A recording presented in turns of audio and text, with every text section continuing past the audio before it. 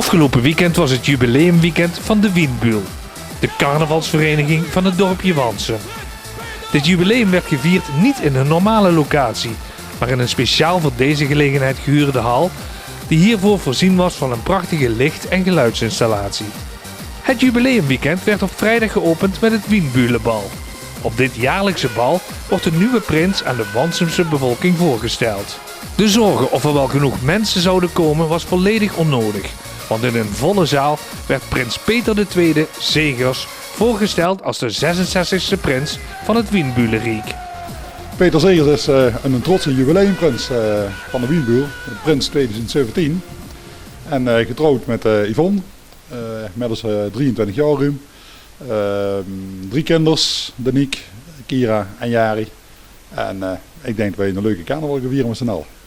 Afgelopen vrijdag uitgekomen als de 66e prins van de Wienbühl. Hoe is dat gegaan? Goeie vraag. Volgens mij ben ik een van de weinige Wienbühlen die dus niet precies weet hoe het een en ander gegaan is. Want ik stond tenslotte aan de achterkant achter een zwart doek te kijken. Aan de voorkant weet ik dat er het thema Wie zet Wansum op de kaart, dat het hoofdthema was.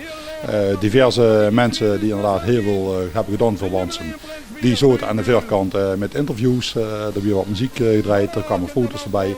En richting het moment van het uitkomen, toen kwamen er steeds meer foto's voorbij, waar onder andere ik er eentje van was die er steeds drukker voorbij kwam. Ja, goed, en op het moment staat ergens het beeld stil. Flink muziek, opzwepend, et cetera. En ja, goed, dan valt het doek en dan met de al springend met opkomen. Hoe ben je gevraagd? Dat was eigenlijk wel op een leuke manier. Ik ben secretaris van de Dorpsraad en de voorzitter van de carnavalsvereniging, de normale Prins Vrucht, die waren niet aanwezig geweest. Dus dan belde eigenlijk om te vragen, goh, hoe is jullie vergadering met de vereniging gelopen?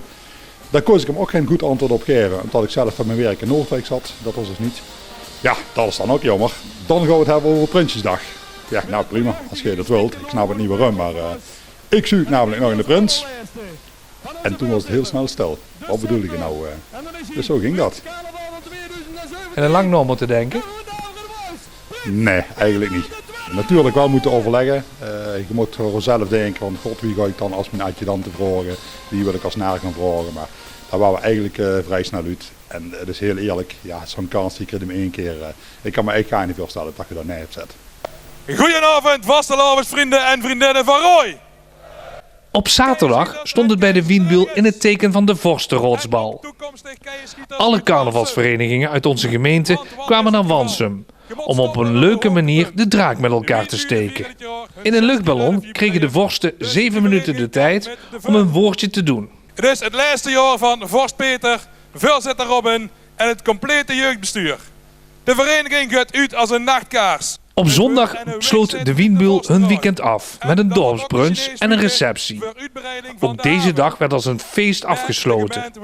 Hiermee kwam een eind aan dit weekend waar weken of zelfs maanden voorbereiding aan vooraf ging. Zit het voor de jubileumcommissie erop? Voor prins Peter II gaat het nu pas beginnen.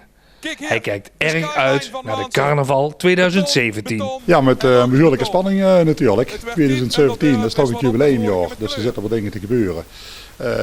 Met name nu hebben we dan het weekend gehad en dadelijk in de aanloop zien we een liedjesmiddag.